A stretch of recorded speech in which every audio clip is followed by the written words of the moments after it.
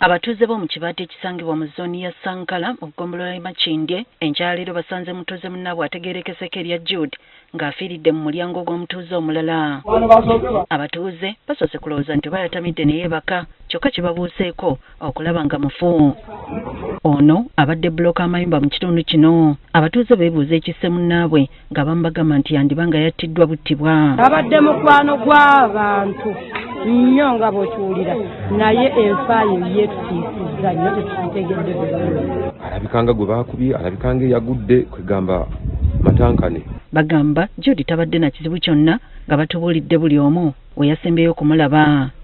Naye Jude abadde muntu atayomba n'abantu. Nasemba mumulaba lwa kusande ewedde yalina sitikidde yenna busiki nga gye nakoledde. Adamu nga njoza ngoye ng'ali ku ssimu ayogerera ku ssimu yamaze n'anaaba n'ayambala n'agenda.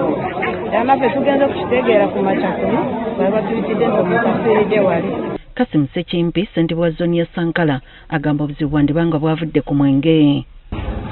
Okusinza ku mawulidi defense gampadde lwamusaaze nga kyaka yazze ng'anywedde kyenyinza okwogerako ku ekyo olumu kati naku nga 3 emabega waliwo emmotoka eyajja munonga egaba omwenge yali dabo kabini so nagikuba n'ekifaananyi naye akulosimu yange eweddeko omuliro ng'ejja n'epaakinga negamba nti ndi basampolinga walagi abantu bangi nnyo bagenda awo era nyoka nze nagigoba era abalala bafuna obumotoka bwa walagi obudomola lita 5 olinagenda nafuna lita 5 y'omwenge lita 10 y'omwenge nagenda nagunywa ng'olumu nekyanywa takimanyi.